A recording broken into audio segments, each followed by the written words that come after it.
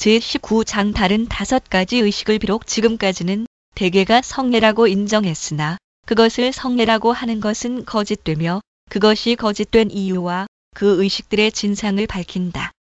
1.1. 5가지 성사 성례는 하나님의 말씀이 인정하지 않았고 초대 교회에는 없었다. 1에 3. 1.2. 1. 성사라는 말의 문제만이 아니다. 성례에 대해서 우리가 위에서 논한 것을 본다면 교훈을 잘 받고 건전한 사람들은 호기심에 더 끌리거나 주께서 제정하신 2가지 이유의 것, 즉 하나님의 말씀에 없는 것을 성례로 인정해서는 안 된다는 것을 충분히 믿을 수 있을 것이다. 그러나 7가지 성사라는 관념은 거의 모든 사람들의 입에 흔히 오르내리며 모든 학파와 설교에 스며들었다. 그리고 오래전부터 있었기 때문에 사람들의 마음속에 깊이 뿌리를 박고 아직까지도 깊이 자리 잡고 있다.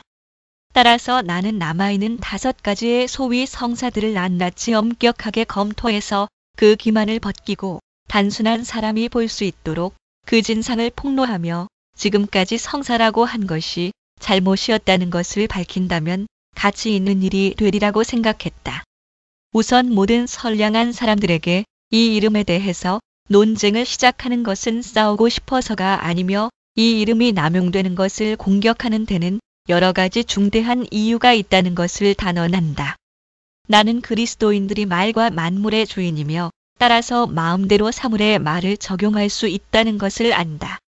경건한 태도만 유지된다면 다소 부정확한 말을 쓰더라도 용인할 수 있다. 나는 사물이 말을 따르는 것보다 말이 사물을 따르는 것이 좋다고 하더라도 이 모든 점을 인정한다. 그러나 성사란 말은 문제가 다르다. 7 성사를 말하는 사람들은 성사는 보이지 않는 은혜에 보이는 형태라는 정의를 일률적으로 적용한다.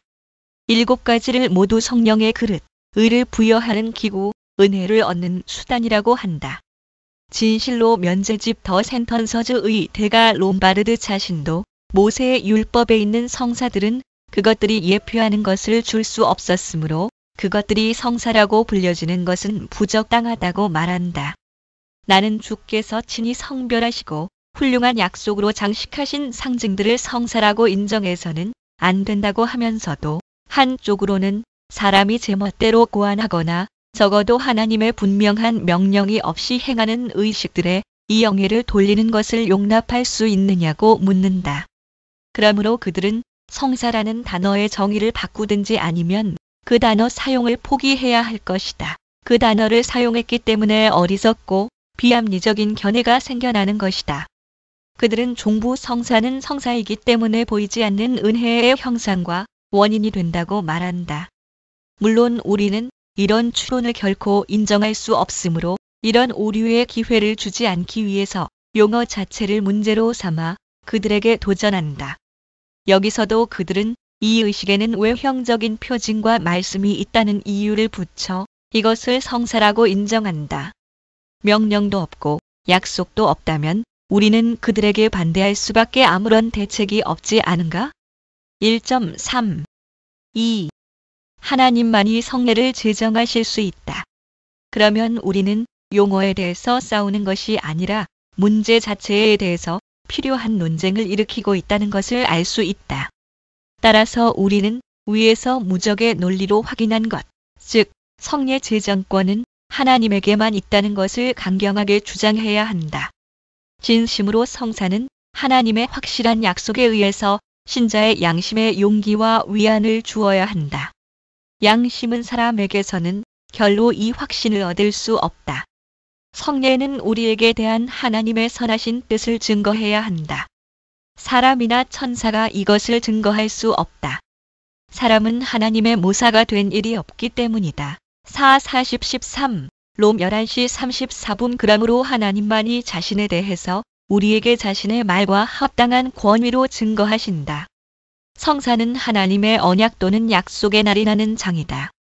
그러나 물질과 이 세상의 원소들은 하나님의 권능으로 이 목적을 위해서 형성되고 예정되지 않으면 약속의 날이 날 수 없다.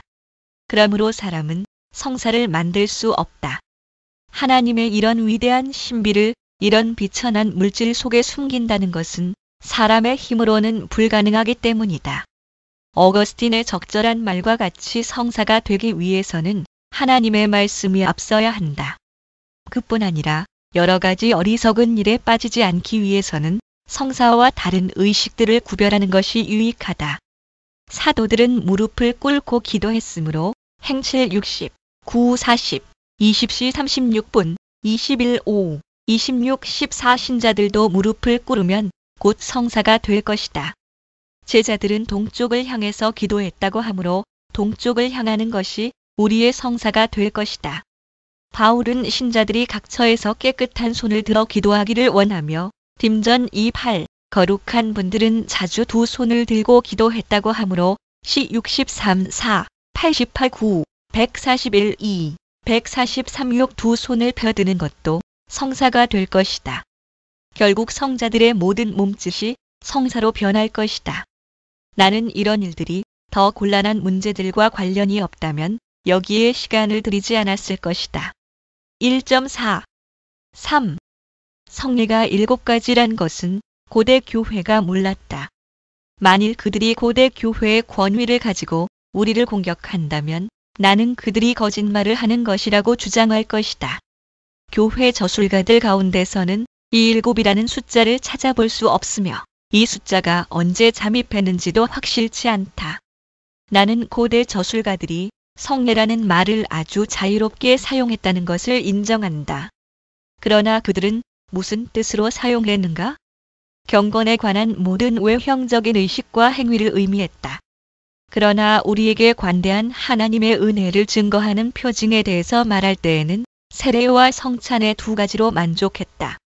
내가 거짓말을 한다고 생각하는 사람이 없도록 나는 어거스틴의 증언을 인용하겠다. 그는 야누아리우스에게 보낸 서한에서 다음과 같이 말한다. 우선 이 논의의 중점이 어디에 있는가를 알기를 바란다. 그것은 우리 주 그리스도께서는 복음서에서 친히 말씀하시는 바와 같이 우리에게 쉬운 멍에와 가벼운 짐을 지우셨다는 것이다. 마 11시 29분. -30 따라서 새로운 백성의 사회를 단결시키는 수단으로서 수가 아주 적고 지키기 쉬운 그러면서도 의미가 매우 깊은 성례를 정하셨다. 이것이 곧 삼위일체의 이름으로 성별하는 세례와 주의 몸과 피에 참여하는 것과 기타 정경에 시인된 것이다. 또 기독교 교리론에서 다음과 같이 말한다.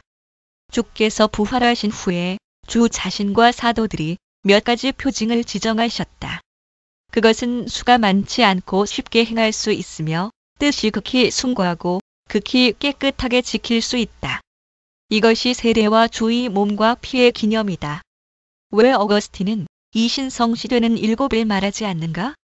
만일 당시의 교회에서 7이 확인되었다면 그가 빠뜨렸으리라고 생각하는가? 그는 다른 데서는 불필요할 정도로 숫자에 관심이 많은 사람이다. 참으로 세례와 성찬을 말하면서 다른 것을 전혀 말하지 않는 것을 보면 그는 이 2가지 신비가 특히 존귀하고 다른 의식들은 지위가 낮다는 뜻을 무언중에 표시하지 않는가? 그러므로 나는 이 성사의 박사들에게는 주의 말씀이 없을 뿐만 아니라 그들이 굉장한 거짓말로 자랑하는 고대 교회의 찬성도 없다는 것을 말한다.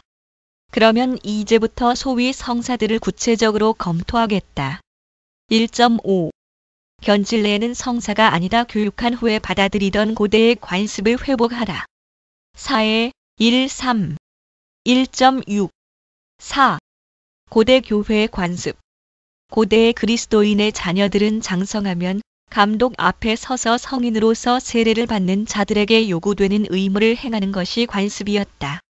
학습 교인이 된 어른들은 믿음의 신비를 올바르게 배워 감독과 회중 앞에서 자기의 믿음을 고백할 수 있는 날을 기다렸다. 유아 세례를 받은 청년들은 아직 교회 앞에서 신앙 고백을 하지 않았으므로 소년기의 마지막이나 청년기의 초기에 부모가 다시 한 번 감독 앞에 데려다가 당시에 사용된 일정한 교리 문답 형식에 따라 심사를 받았다. 이 행동 자체가 이미 중요하고 거룩한 일이었지만 더욱 존중하는 의미에서 안수하는 의식을 첨가했다. 이와 같이 청년들은 믿음이 인정된 후에 엄숙한 축복을 받고 물러갔다. 고대 저술가들은 이 관습에 대해서 자주 언급한다.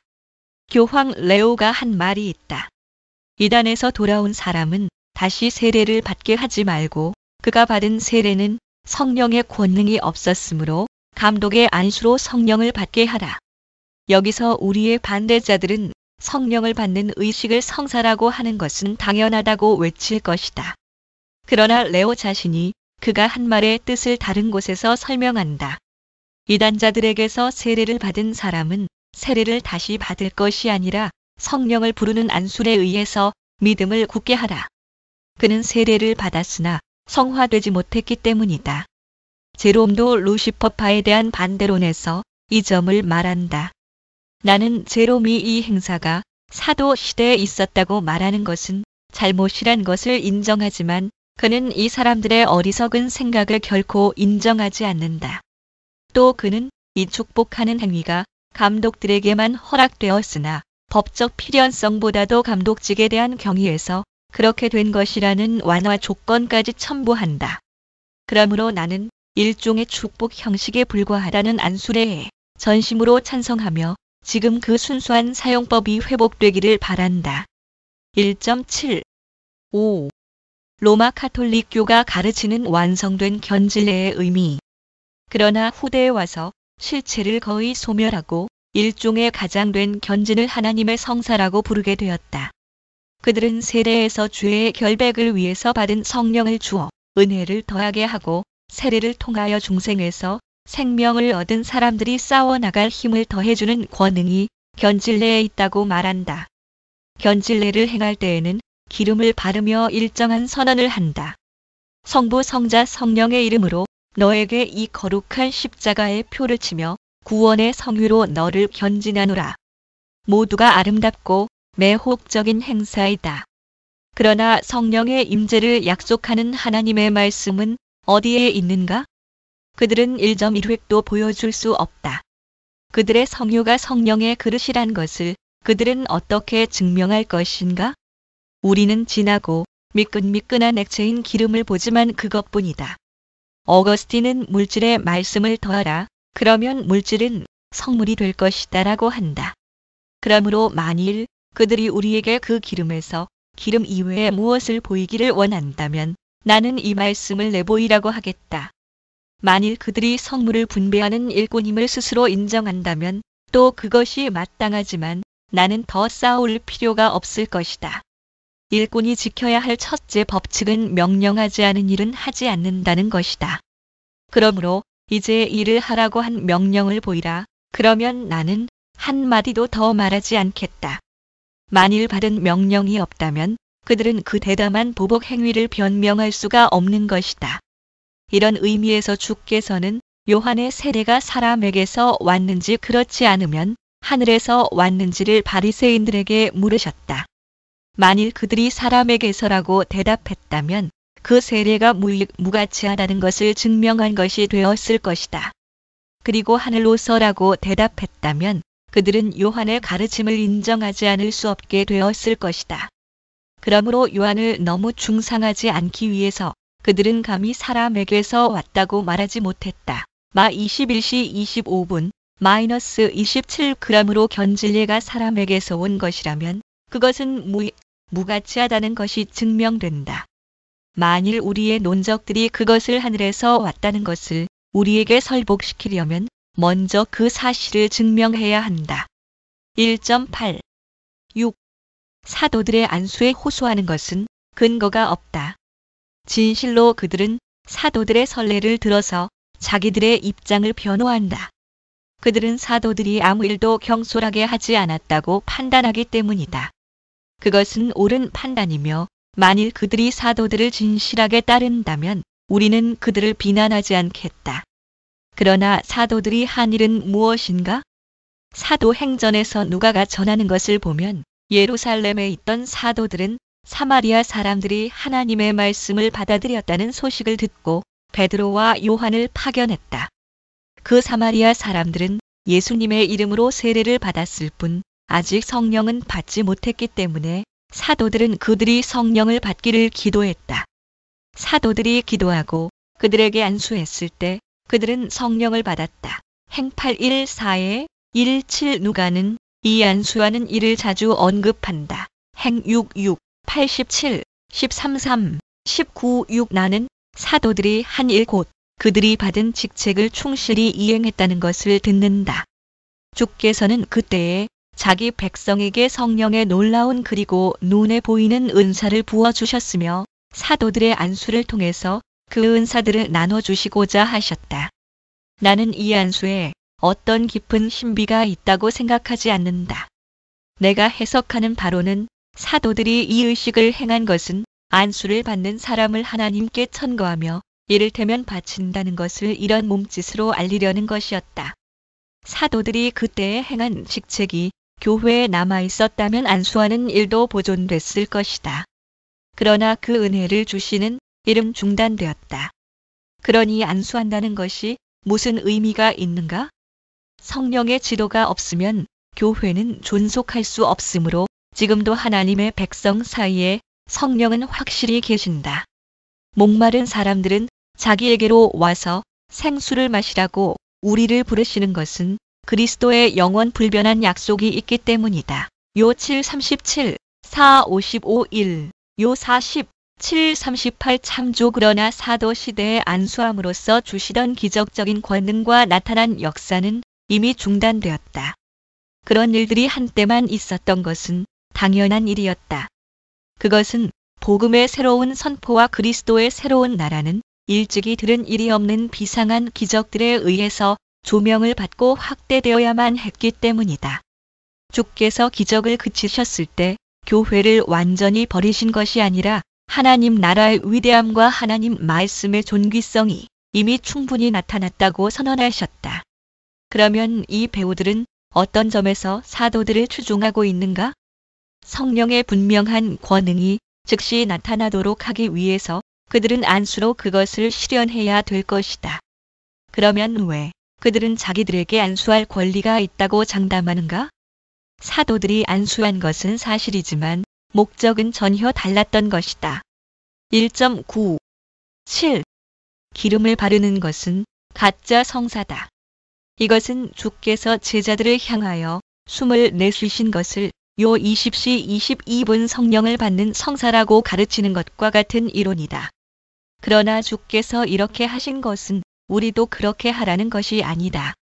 마찬가지로 주께서 사도들의 기도로 명백한 성령의 은혜를 나눠주시기를 기뻐하셨을 때 사도들이 안수한 목적은 그 후손들이 원숭이들처럼 단순한 흉내로 아무 유익이 없이 냉담하고 공허한 가짜 표징을 만들어내라는 것이 아니었다.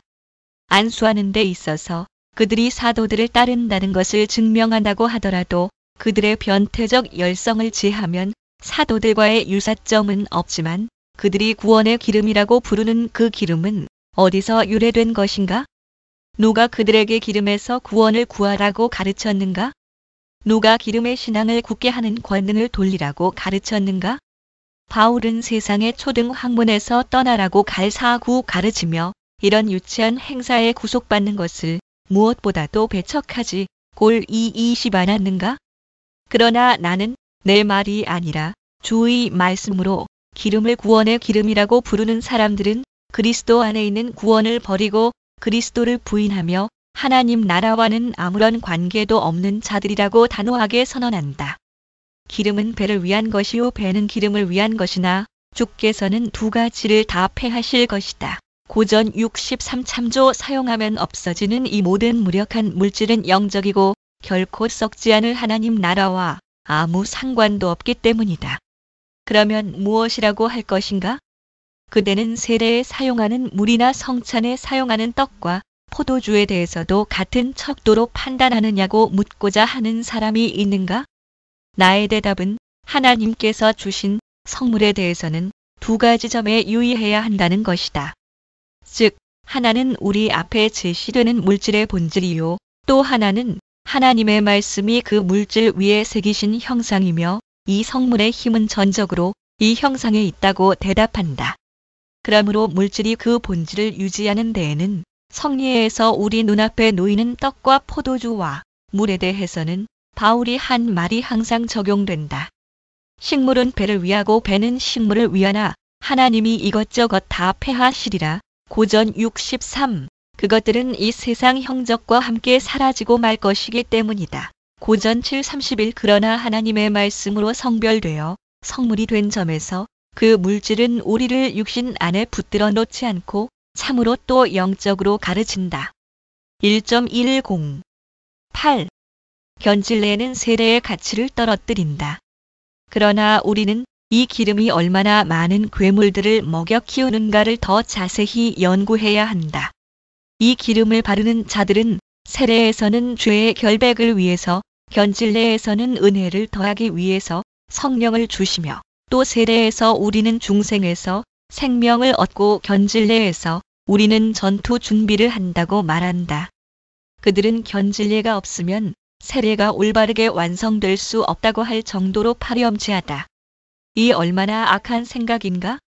우리는 그리스도의 부활에 참여하기 위해서 세례에서 그리스도와 함께 장사되고 그의 죽으심에 참여하지 않는가?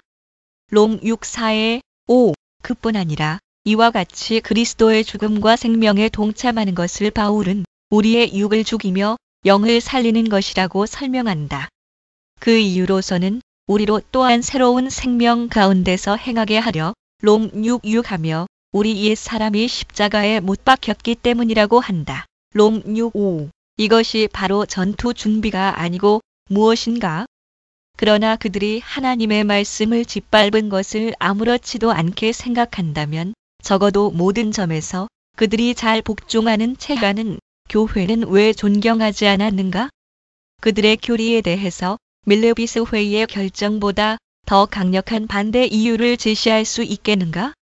거기에는 누구든지 세례는 다만 죄의 용서를 위해서 베푸는 것이지 은혜를 받는 수단으로서 베푸는 것은 아니라고 말한다면 그런 자는 저주를 받을지어다라고 했다. 그러나 우리가 이미 인용한 구절에서 누가는 성령을 받지 않은 사람들이 예수 그리스도의 이름으로 세례를 받았다고 행팔 16 말한다. 누가의 이 말은 그리스도를 마음으로 믿고 입으로 시인하는 사람들에게 성령의 은사가 없다는 것이 아니다. 롬 10시 10분 누가는 성령을 받음으로써 나타난 힘과 보이는 은혜를 받는 것을 염두에 두었다. 그래서 사도들은 오순절에 성령을 받았다고 한다. 행 2:4. 그러나 그리스도께서는 그보다 훨씬 전에 그들에게 말씀하셨다. 말하는 이는 너희가 아니라 너희 속에서 말씀하시는 자, 곧 너희 아버지의 성령이시니라. 마 10시 20분 하나님께 속한 사람들이면 여기서 사탄의 악하고 위험한 기만을 볼 수 있을 것이다. 사탄은 조심성이 없는 사람들을 세례에서 몰래 떼기 위해서 세례에서 진실로 받는 것을 그의 견질레에서 받는다고 거짓말을 한다. 이것이 사탄의 교리임을 모르는 자는 아무도 없을 것이다. 그것은 원래 세례에 속한 약속을 세례에서 분리해서 다른 데로 이전한다.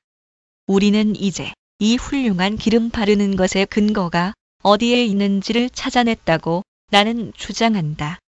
하나님의 말씀은 누구든지 그리스도와 합하여 세례를 받은 자는 그리스도로 옷 입었느니라고 한다. 갈 3:27. 기름을 바르는 자들은 우리는 전투 준비를 하게 하는 약속은 세례에서 받지 않았다고 말한다.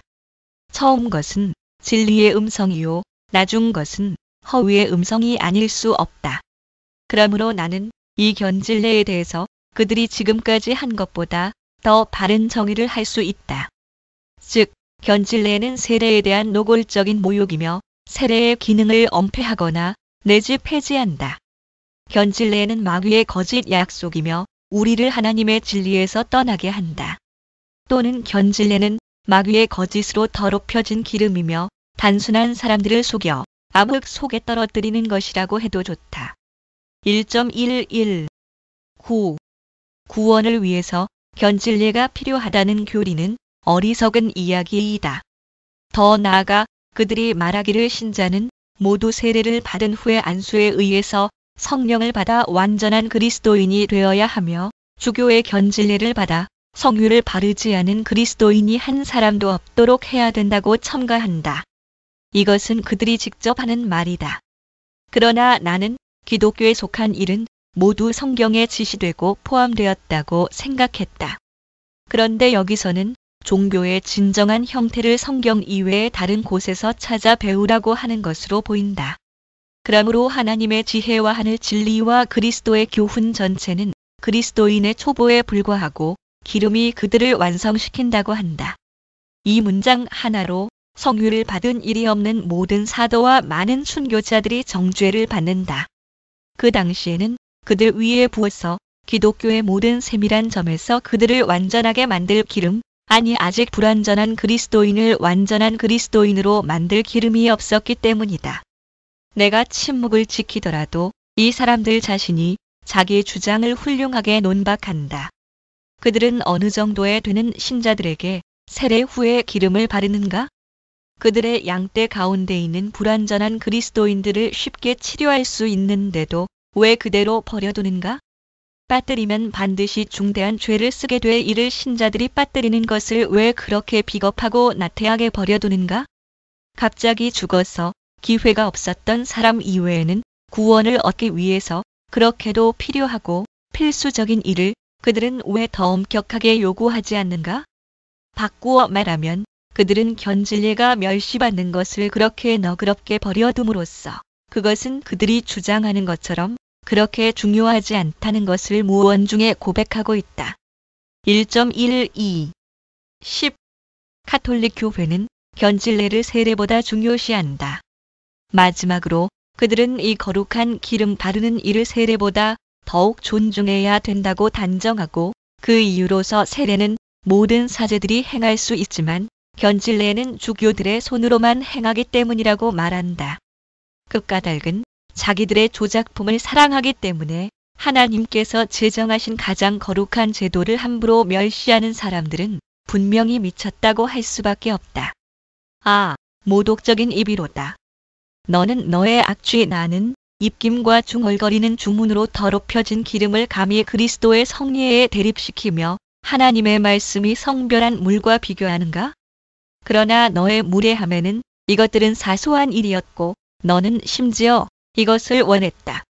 이런 말들이 바로 거룩한 교황청의 대답이며 사도적 삼각좌의 신탁이다.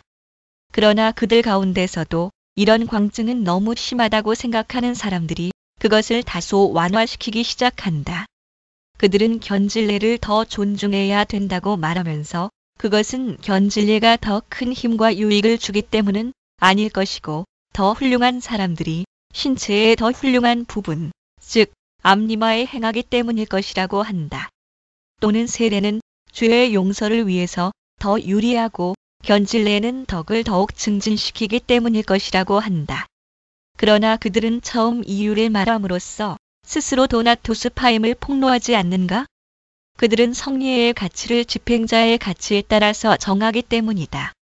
그러나 나는 주교의 손은 더욱 가치가 있으므로 견진례도 더욱 가치가 있다고 인정하겠다. 그러나 주교의 이 대단히 위대한 특권의 근원에 관해서 누가 묻는다면 그들은 자기들의 변덕 이외에 무엇을 말할 수 있겠는가? 사도들만이 성령을 주었으므로 사도만이 그 권리를 사용했다고 그들은 말할 것이다. 주교들만이 사도인가? 대체로 주교들은 사도인가? 그러나 이 점도 우리는 양보하기로 한다. 그들은 왜 같은 논법으로 주교들만 성찬의 피에 손을 대야 한다고 주장하지 않는가? 주께서 사도들에게만 피를 주셨기 때문에 그들은 평신도에게는 주지 않는다고 왜 주장하지 않는가?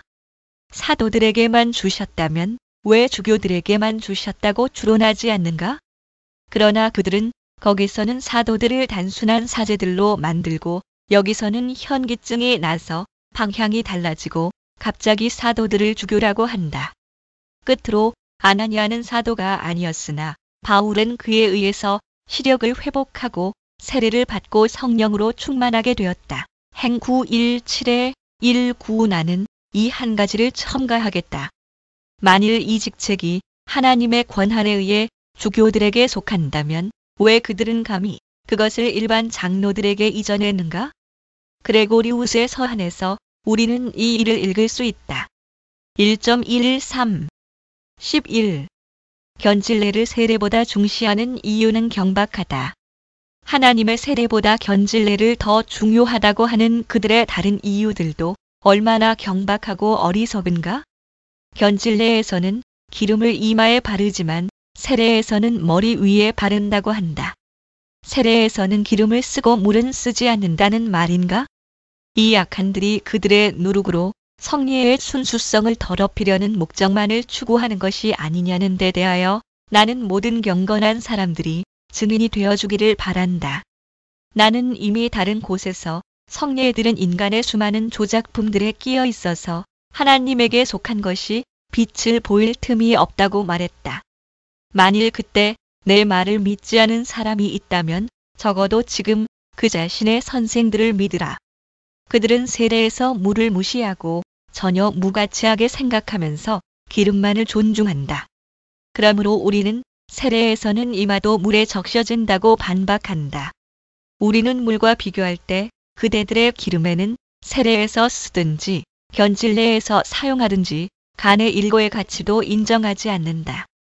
만일 누가 기름의 매매 가격이 더 비싸다고 주장한다면 그 더 많은 값으로 인하여 본래 거기에 있는 가치까지도 더럽혀진다. 그러므로 그들이 그 철저하게 추악한 사기를 비밀리에 퍼뜨리는 것은 도저히 용인할 수 없다. 견질례는 세례보다 덕을 더 많이 증진시킨다고 짓거리는 그들의 셋째 이유는 그들의 불경건을 폭로한다. 사도들은 안수함으로써 성령이 보이는 은혜를 나눠주었다. 이 사람들의 기름은 어떤 점에서 유익을 주는가? 그러나 한 가지 모독 행위를 여러 가지 모독 행위로 감싸는 이 지도자들은 물러가도록 하라. 고리디우스의 매듭은 풀려고 애쓰기보다 끊어버리는 것이 상책이다. 1.14 12. 고대 교회의 관습은 견질례를 지지하지 않는다. 그러나 그들은 하나님의 말씀과 증명할 만한 논거를 빼앗긴 것을 알고서 그들의 상습대로 견질례는 가장 오랜 관습이며 여러 시대의 찬성으로 확정된 것인 듯이 말한다. 이것이 사실이라고 하더라도 그들에게는 아무런 이익이 안 될 것이다. 성례는 땅에서 나는 것이 아니라 하늘에서 오는 것이며 사람이 정하는 것이 아니라 하나님만이 정하신다. 견질례가 성례로 인정되기를 원한다면 그들은 하나님께서 제정하셨다는 증명을 해야 한다. 그러나 고대 저술가들이 성례에 대해서 정확하게 논하고자 할 때 어디에서도 두 가지 성례밖에 인정하지 않았는데 어떻게 그들은 견질례가 고대에 있었다고 주장하는가? 우리가 믿음의 피난처를 사람들에게서 구한다면 이 자들이 성사라고 사칭하는 것을 고대인들이 결코 성사로 인정하지 않았다는 것은 우리에게 난공불락의 요새가 된다. 고대인들은 안수에 대해서 말하는데 과연 그들은 그것을 성사라고 했는가? 어거스틴은 안수는 기도에 불과하다고 분명하게 단정한다. 이제 그는 안수를 견질례라고 생각하지 않고 치유적인 것 또는 화해적인 것으로 생각했다고 추악한 구별을 하면서 나를 공격할 필요가 없다. 그의 책이 현존하며 사람들 사이에 유포되어 있다. 만일 어거스틴이 그 책에 쓴 의미를 왜곡한다면 나는 그들이 나를 여전히 지욕하는 것을 버려둘 뿐만 아니라 내게 침을 뱉어도 달게 받아들이겠다. 그는 분파 행동을 버리고 교회 연합에 돌아온 사람들에 대해서 말한다. 그들에게 다시 세례를 줄 필요가 없다고 말하고 주께서 평화의 유대에 의해서 그들에게 성령을 주시도록 안수하기만 하면 충분하다고 한다. 그러나 세례를 반복하지 않고 안수를 반복하는 것은 어리석게 보일 수도 있기 때문에 그는 그 차이점을 알려준다. 안수는 그 사람을 위해서 기도하는 것이 아니고 무엇인가라고 그는 말한다. 이것이 안수의 의미란 것은 다른 구절을 보아도 분명하다. 사랑은 성령의 가장 위대한 은사이며 사랑이 없으면 다른 거룩한 것이 있을지라도 구원을 위해서는 모두가 무가치하다. 그 사랑의 유대를 위해서 바르게 돌아선 이단자들에게 안수를 하는 것이다. 1.15 13. 진정한 견진. 나는 성례의 기형적 유령이라고 하리 견질례가 나타나기 전에 고대 그리스도인들 사이에 있었다고 말한 그 관습이 보존되기를 충심으로 원한다. 그들이 공성하는 견질례로서 남기자는 뜻이 아니다. 견질례를 말하면 반드시 세례를 멸시하게 되기 때문이다. 오직 어린이들이나 청년기에 가까운 사람들이 교회 앞에서 신앙을 고백하게 하는 교육 방법으로서 보존하자는 것이다. 최선의 교육 방법은 이 일을 위해서 지도서를 준비하는 것이며 거기에는 모든 기독교회가 찬성하며 반대하지 않는 신조의 대부분을 단순하게 요약해서 포함시켜야 한다. 10살 된 어린이가 교회 앞에 서서 신앙을 고백하며 신조마다 질문에 대답할 것이다. 어떤 점을 모르거나 이해가 불충분하면 가르쳐 줄 것이다. 이와 같이 교회가 보는 데서 어린이는 하나의 진정하고 진지한 믿음을 신도들이 한 마음으로 한 하나님을 경배하는 믿음을 고백할 것이다.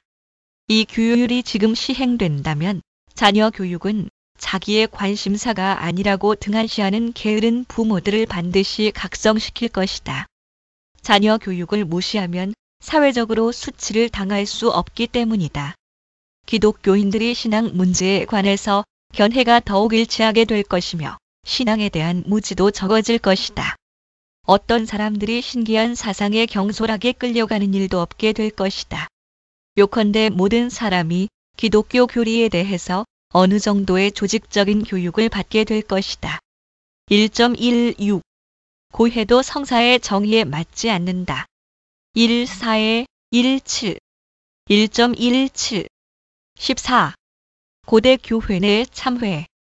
다음 자리에 그들은 고해를 두고 어지럽고 무질서한 설명을 하기 때문에 그들의 교리에서 양심은 아무 확실한 것도 얻을 수 없다. 우리는 이미 다른 곳에서 회개에 대한 성경의 교훈과 그들의 주장을 자세하게 말했다. 이제는 고해를 하나의 성사라고 하는 지금까지 교회와 학교에서 지배적인 의견을 확립한 사람들이 어떤 이유로 그렇게 했는가를 간단하게 논하면 충분할 것이다.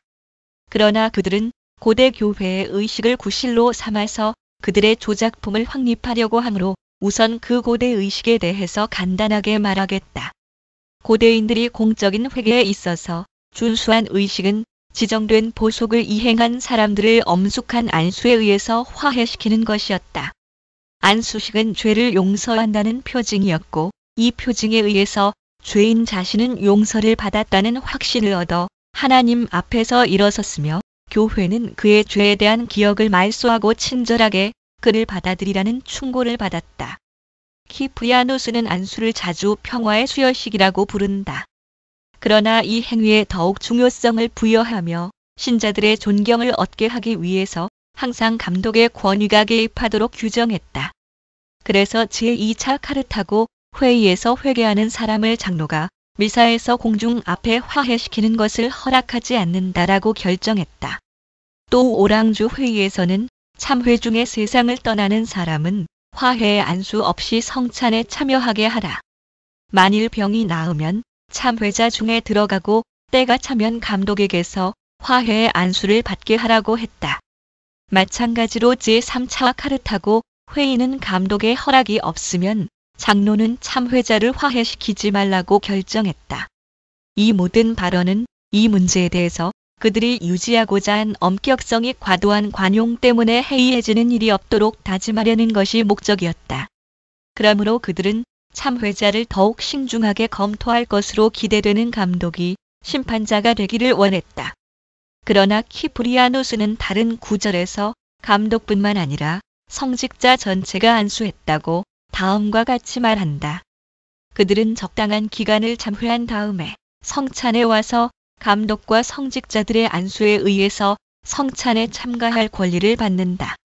시대가 흐름에 따라 이 일은 타락했고 마침내 공개적인 참회와는 별도로 사적인 사유에도 이 의식을 사용하게 되었다.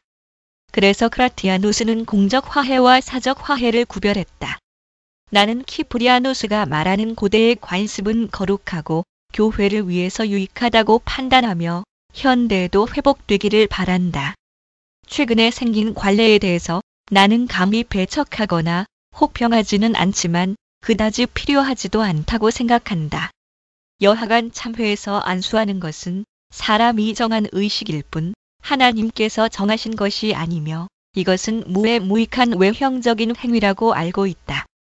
물론 멸시할 것은 아니지만 주의 말씀에 의해서 우리에게 천거된 의식들보다 지위가 낮은 것으로 보아야 한다. 1.18 15. 고해는 성례가 아니다. 카톨릭 교회와 스콜라 학자들은 왜곡된 해석으로 모든 것을 타락시키는 상습자들이므로 여기서 성례를 찾아내려고 고심한다.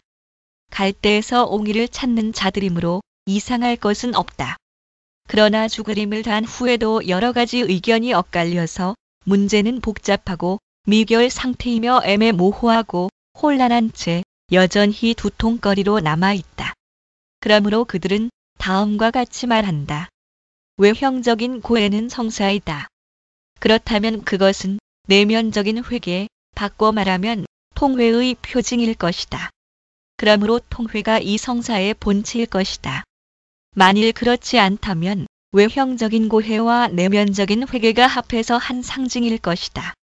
둘이 아니라 하나의 완전한 성사일 것이라고 하였다. 그러나 그들은 외형적인 고해는 성사에 불과하며 내면적인 회개는 성사의 본체 및 성사라고 말한다. 그뿐 아니라 죄의 용서는 본체일 뿐이지 성사가 아니라고 한다. 우리가 위에서 제출한 성례의 정의를 생각하는 사람들이 그것을 표준으로 해서 카톨릭 교회가 말하는 성사를 검토해 본다면 그것은 우리의 믿음을 강화하기 위해서 주께서 제정하신 외형적인 의식이 아니란 것을 알 수 있을 것이다. 만일 나의 정의가 그들도 복종해야 하는 법칙이 아니라고 대답한다면 그들이 가장 거룩한 분으로 생각한다는 어거스틴의 말을 들어보라. 이는 성례들은 육적인 사람들을 위해서 제정되었다. 성례를 계단으로 삼아서 눈에 보이는 것으로부터 마음으로 이해하는 것으로 올라가게 하시려는 것이다. 그들의 소위 고해 성사에서 그들은 이와 유사한 무엇을 보며 다른 사람들에게 그것을 보여줄 수 있는가? 어거스틴은 다른 구절에서 다음과 같이 말한다. 이것을 성례라고 부르는 것은 그 안에서 한 가지 일을 보고 다른 일을 이해하기 때문이다. 보이는 것은 형태가 있고 이해되는 것은 영적 결실이 있다. 이 말과 그들의 소위 고해 성사와는 부합하지 않는다. 거기에는 영적 결실을 대표하는 외형적인 형태가 없기 때문이다. 1.19 16. 왜 사면을 성사라고 하지 않는가? 우리는 이 짐승들을 그들의 투기장에서 죽이기 위해서 만일 여기서 성사를 구한다면 외면적 또는 내면적 고해보다 사제가 선언하는 사면 에브살루쇼을 성사라고 하는 것이 훨씬 그럴듯한 자랑이 아니겠느냐고 제의한다. 이 사죄 선언은 죄를 용서받았다는 신념을 강화하는 의식이라고 할 수 있겠기 때문이다. 또 그들의 소위 열쇠의 약속, 즉 무엇이든지 너희가 땅에서 매면 하늘에서도 매일 것이요 무엇이든지 땅에서 풀면 하늘에서도 풀리리라고 하신 마 18시 10분, 마 16시 19분 참조 약속이 있다고 할 수 있다. 그들의 교리에 의하면 새로운 율법의 성사들은 그 표현하는 것을 실현해야 한다고 하는데도 사제의 사면을 받아도 이런 사면의 확신을 얻지 못하는 사람이 많다고 혹 항변하는 사람이 있을 것이다. 어리석은 항변이다. 그들은 성찬에서 이중의 먹음을 가정하여 선악간 모든 사람의 예전적인 먹음과 선한 사람들만의 영적인 먹음을 구별하는데 왜 그들은 이중의 사면을 받는다고는 생각하지 못하는가? 그러나 나는 그들의 교리가 무엇을 뜻하는지를 지금까지 이해하지 못했다. 특히 그 문제를 논했을 때 우리는 그것이 하나님의 진리와는 훨씬 다르다는 것을 설명했다. 다만 나는 여기서 그런 의심 때문에 사제의 사면을 성사라고 부르지 못할 것은 없다는 것을 증명하고자 할 뿐이다. 그들은 어거스틴의 입을 빌려서 보이는 성사가 없는 성화가 있으며 내면적 성화가 없는 보이는 성사가 있다고 대답할 수 있을 것이다. 또 선택받은 자들에게서만 성사는 그 표시하는 것을 실현한다고도 대답할 수 있을 것이다. 또 어떤 사람들은 이 성사를 받음으로써 그리스도로 옷 입으나 다른 사람들은 성화됨으로써 그리스도로 옷 입는다. 전자는 선인과 악인이 똑같이 그리스도로 옷 입지만 후자는 오직 선인들에게만 해당된다라고 한다. 그들이 무척 애를 쓰면서도 누구나 볼 수 있는 이렇게 분명한 일을 깨닫지 못한 것은 어리석게도 속았을 뿐만 아니라 밝은 햇빛 속에서도 눈이 어두웠기 때문이다. 1.20 17. 세례는 회개의 성사이다. 그러나 그들이 성사라고 하는 근거가 무엇이든 간에 나는 그들이 교만해지지 않도록 그것을 성사라고 하는 것은 옳지 않다고 단정한다. 첫째로는 그런 성사의 유일한 근거인 하나님의 약속이 없기 때문이요. 둘째는 여기서 전개되는 의식은 사람이 조작한 것뿐이기 때문이다. 성사의 의식은 하나님만이 제정하실 수 있다는 것을 우리는 이미 증명했다. 그러므로 그들이 소위 고의 성사에 관해서 만들어낸 것은 거짓이며 협잡이다. 그들은 이 가짜 성사를 파선 후에 둘째 판자라는 적당한 이름으로 장식했다. 세례에서 받은 결백의 옷을 죄로 더럽힌 사람은 고에 의해서 그 결백을 회복할 수 있다는 것이다. 그들은 이것을 제롬의 말이라고 한다. 그들이 설명하는 뜻대로 해석한다면 이 말은 누가 했든지 간에 분명히 불경건하고 용서할 수 없는 것이다. 그것은 세례가 죄에 의해서 말소된다는 생각이다. 또 죄인이 죄의 용서를 얻으려고 할 때마다 자기가 세례를 받은 것을 회상해서 정신을 차리고 용기를 내며 세례에서 약속된 죄의 용서를 받으리라는 신념을 강화해야 한다는 것을 부정하는 생각이다. 그러나 제롬이 거칠고 부적당하게 말한 것, 즉 교회가 파문해야 할 정도로 세례에서 떠난 자들은 회개함으로써 세례를 회복한다고 한 말을 이 훌륭한 해석가들은 자기들의 불경건에 맞도록 고쳐버렸다. 그러므로 세례를 고의 성사라고 부른다면 그것은 매우 적절한 이름이 될 것이다. 이는 충심으로 회개하는 사람들에게 은혜를 주신다는 보장의 인장으로서 주시는 것이 세례이기 때문이다. 이것을 우리의 공상이라고 생각하는 사람이 없도록 이것은 성경의 말씀과 부합하는 해석일 뿐만 아니라 고대 교회에서는 분명히 이런 해석을 확정된 원칙으로 선포했다는 것을 말해둔다. 어거스틴이 쓴 것으로 보이는 소책자 베드로에게 주는 신학론 컨서닝 페이스 투 피터에서는 세례를 믿음과 회개의 성사라고 부른다. 우리는 왜 저자가 불분명한 책에서 피난처를 구하는가? 복음서 기자의 말보다 더 분명한 말이 필요한가? 그는 요한 2죄 사함을 받게 하는 회개의 세례를 전파하니라고 말한다. 막 1:4, 룩 3:3, 1.21. 종부 성사는 야고보서 5:1-4에 1:5을 오해한 것이며 성례가 아니다. 1:8에 2:1, 1.22, 18. 종부 성사에 관한 성경의 말씀이란 것을 거부한다. 셋째 거짓 성사는 종부 성사이다. 이것은 주교가 성별한 기름으로 사제만이 사람의 임종시에 행하며 그때 다음과 같은 형식의 말을 한다. 이 거룩한 도유에 의하여 하나님께서 그 가장 인내하신 자비로 내가 봄으로써 들음으로써 맡음으로써 또는 맛봄으로써 지은 모든 죄를 용서하실지어다. 그들은 종부 성사의 두 가지 힘, 즉 죄를 용서하며 필요한 때에 병에서 구원하는 힘이 있다고 상상하며 그렇지 않다면 영혼을 구원한다고 한다. 그들은 야고보가 이 성사를 제정했다고 한다. 야고보의 말은 이것이다. 너희 중에 병든 자가 있느냐? 저는 교회의 장로들을 청할 것이요. 그들은 주의 이름으로 기름을 바르며 위하여 기도할지니라. 믿음의 기도는 병든 자를 구원하리니 주께서 저를 일으키시리라. 혹시 죄를 범하였을지라도 사하심을 얻으리라. 약 54. 에로 이 도유는 우리가 위에서 안수에 대하여 설명한 것과 같은 것이다. 즉, 그것은 하나의 연극에 불과하며 사도들을 본받으려는 것이지만 이유도 없고 유익도 없다.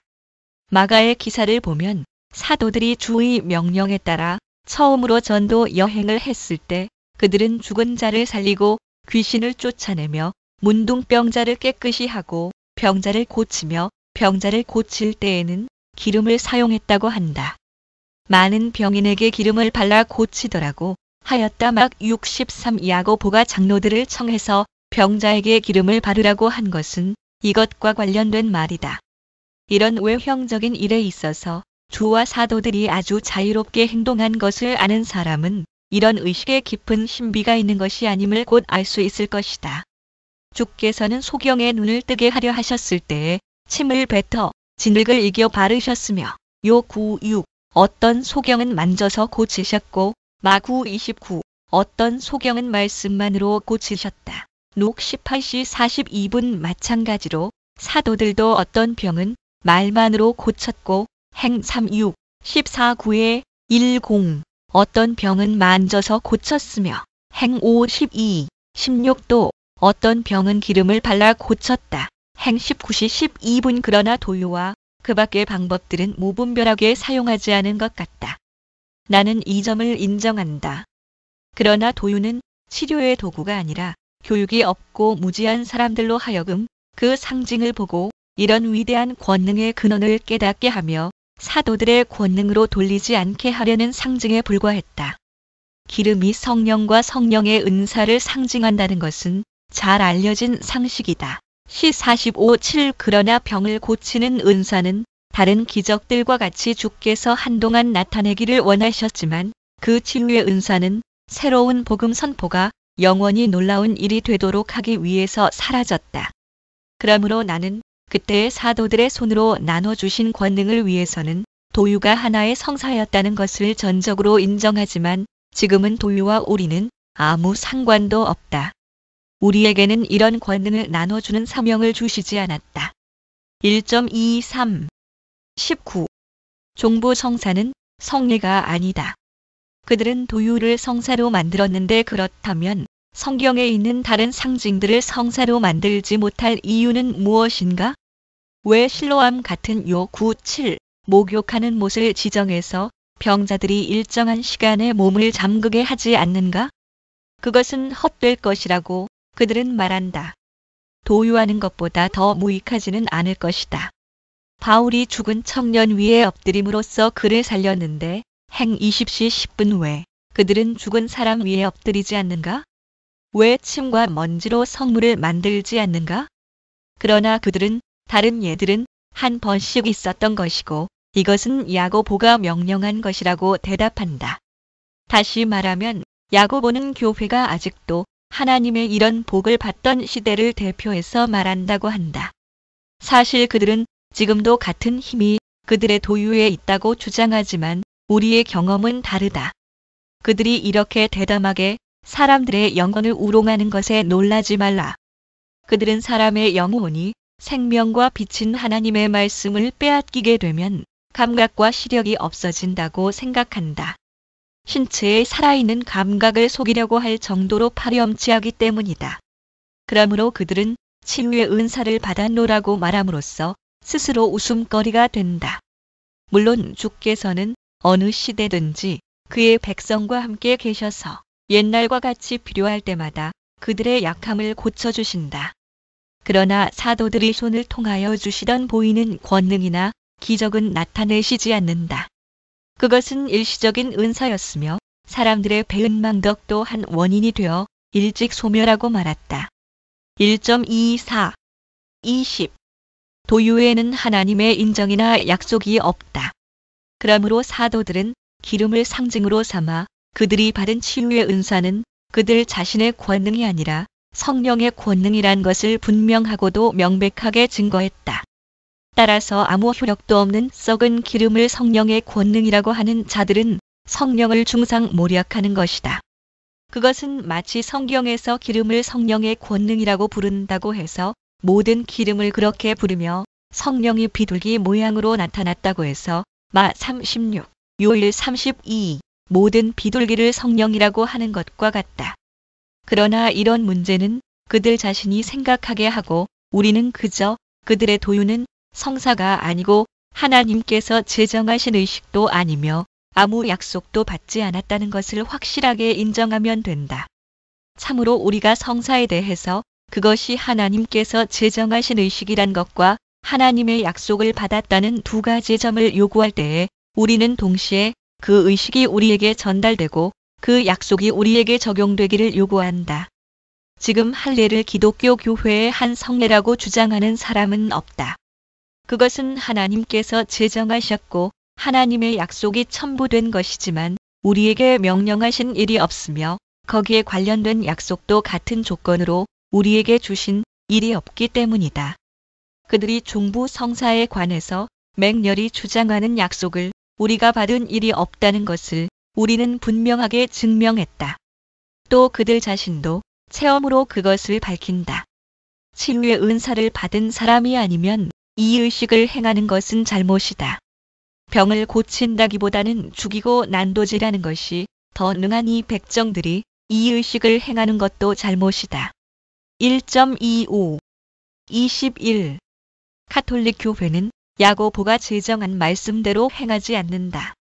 도유에 관해서 야고보가 지시한 일은 현대에도 적용된다는 그들의 주장은 도저히 득세할 가능성이 없지만 그들이 이긴다고 가정하더라도 그들이 지금까지 실행한 도유가 옳다는 증명에는 그렇게 큰 도움이 되지 않을 것이다.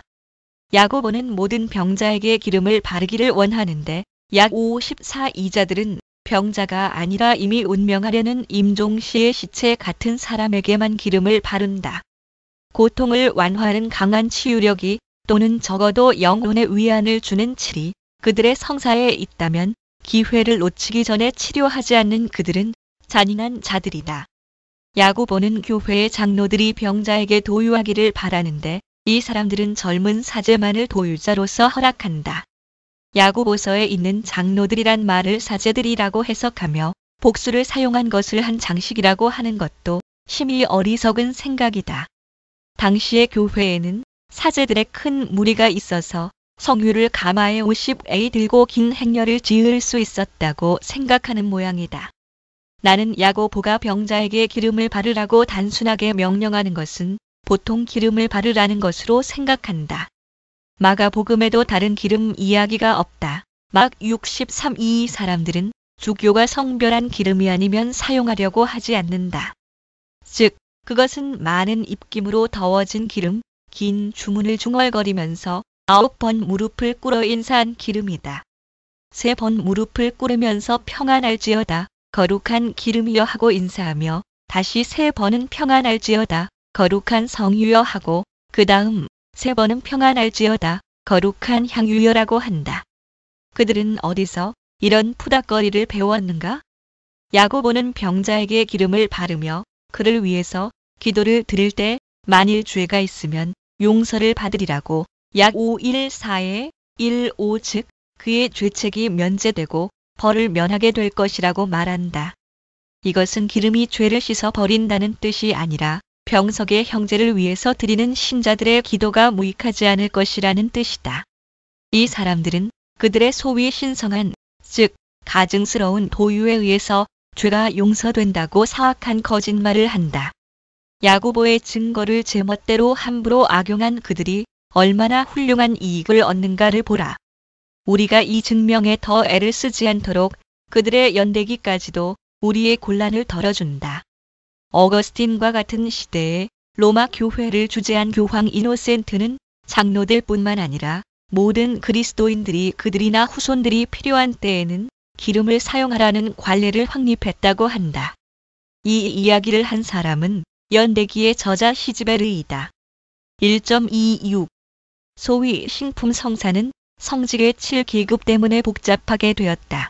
신품 예식과 그 기능을 비평한다. 22에 33 1.27 22 한 성사인가 또는 7 성사인가. 그들의 목록에서 넷째 자리를 차지한 것은 신품 성사인데 이것은 다산적이어서 7 성사를 낳았다. 그러나 그들이 7 성사가 있다고 말하면서 정작 셀 때에는 13을 세는 것은 우스운 이야기이다. 또 모두 한 사제직을 향한 단계이므로 한 성사를 구성한다고 그들은 주장할 수 없다. 분명히 각각 다른 의식이 있고 또 그들도 각각 다른 은혜가 있다고 말하기 때문에 그들의 의견을 인정한다면 7 성사라고 해야 한다는 것은 아무도 의심할 수 없다. 또 그들 자신이 분명하고 똑똑하게 7가지를 선언하는데 왜 우리는 의심스러운 점이 있는 것 같이 논의하는가? 그러나 우리는 첫째, 그들이 신품을 성사라고 선전할 때 얼마나 많은 또 어떤 불쾌한 불합리를 우리들에게 덮어 씌우려고 하는가를 우선 간단히 취급하겠다. 둘째, 교회들의 성직자 임명식을 대체로 성사라고 할 것인가 하는 문제를 고찰하겠다. 그들은 7가지 신품, 즉 성직 계급을 말하며 그것을 성사라고 부른다. 7신품은 수문품과 강경품과 구마품과 시종품과 차부제품과 부제품과 사제품이다. 그들은 이 7계급은 성령의 7가지 은혜에 해당한다고까지 말하며 이 직위들에 승진되면 그 은혜를 받는다고 한다. 승진됨에 따라 은혜가 증대되며 더욱 풍부하게 쌓인다고 한다. 그런데 이 수효 자체는 성경을 왜곡한 데서 신성시하게 되었다. 이사야는 41이 6가지만을 말하는데 그들은 성령의 7가지 권능에 대해서 읽었다고 생각하기 때문이다. 또 예언자는 6으로 국한하려고 하지 않았다. 다른 데서는 성령을 생물의 신켈 1:20 성결의 0롬 1:4 양자의 0롬 8:15이라 하고 이사야서에서는 지혜와 총명, 모략과 재능, 지식과 여호와를 경외하는 신이라고 부른다. 비교적 총명한 자들은 개선교회의 모습을 따른다고 하면서 7신품이 아닌 9신품을 말한다. 그들 사이에 의견 충돌이 있는데 그것은 어떤 사람들은 성직자의 삭발을 첫 계급으로 그리고 주교직을 마지막 계급으로 생각하며 다른 사람들은 삭발을 제거하고 대주교를 한 계급이라고 하기 때문이다. 이시도 로스의 구분은 다르다. 그는 성가 대원과 강경사를 구별해서 성가 대원은 노래를 부르며 강경사는 신자들의 교육을 위해서 성경을 낭독한다고 한다. 교회법은 이 구분을 따른다. 이렇게 다양한 주장 가운데서 그들은 우리에게 어느 것을 따르고 어느 것을 피하라고 하는가? 우리는 7신품이 있다고 할 것인가? 스콜라 학파의 대가 롬바르드는 그렇게 말하지만 가장 유식한 학자들은 다른 말을 한다. 그러나 그 학자들도 서로 생각이 다르다. 그뿐 아니라 가장 거룩한 교회법이 우리를 다른 방향으로 이끈다. 사람들이 하나님의 말씀을 떠나서 거룩한 일에 대한 논의를 할 때에는 이렇게도 의견이 일치한다. 1.28 23 그리스도께서는 7 직분을 다 가지셨을 것이다. 그러나 그들은 각 계급에서 그리스도를 그들의 동료로 만들어 가장 어리석은 짓을 하고 있다.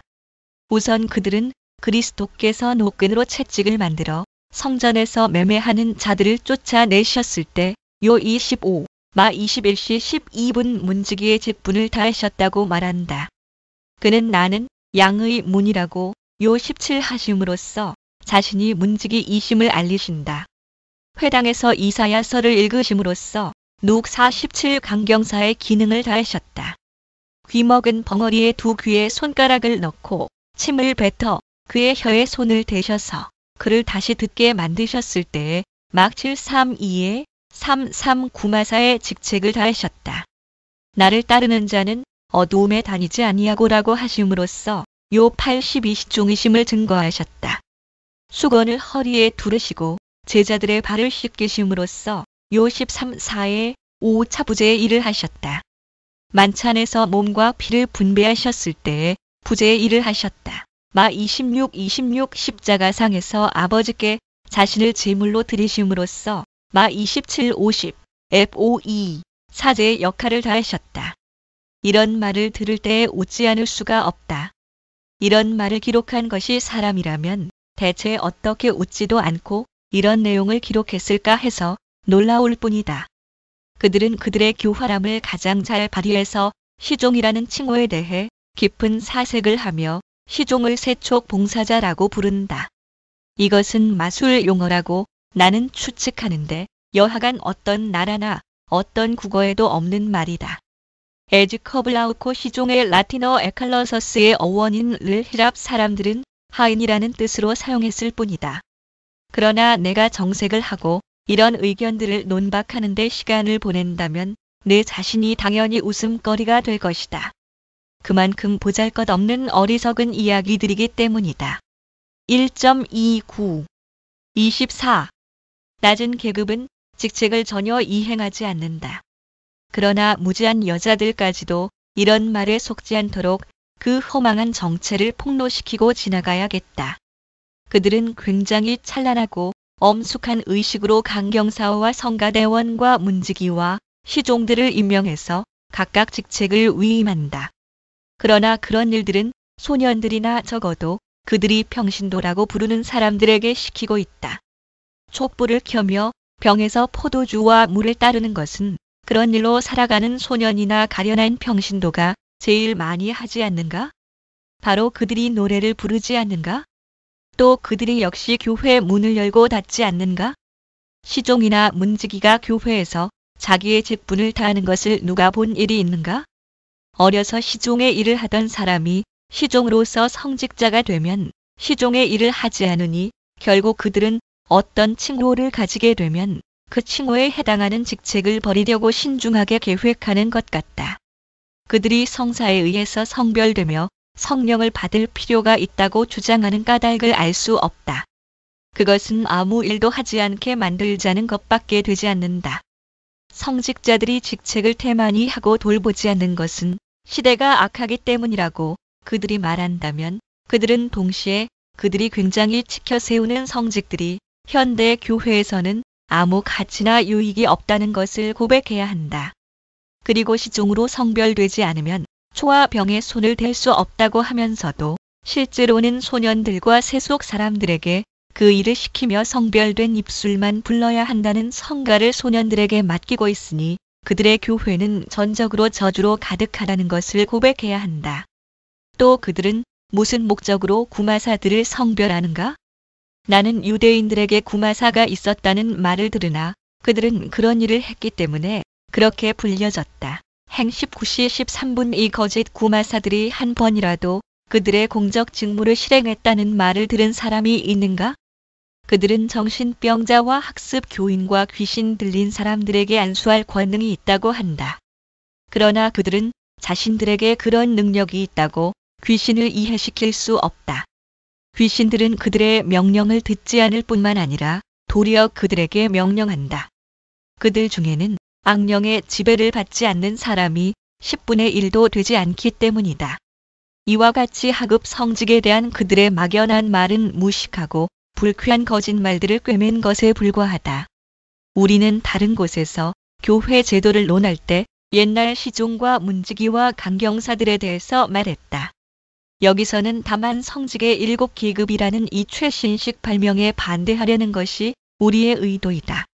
이 신발명에 대한 이야기는 무식한 악덕 변호사들 곧 소르본느 신학파들과 교회법 학자들이 쓴 글에서만 읽을 수 있다. 1.30 25. 성별의식, 특히 삭발식.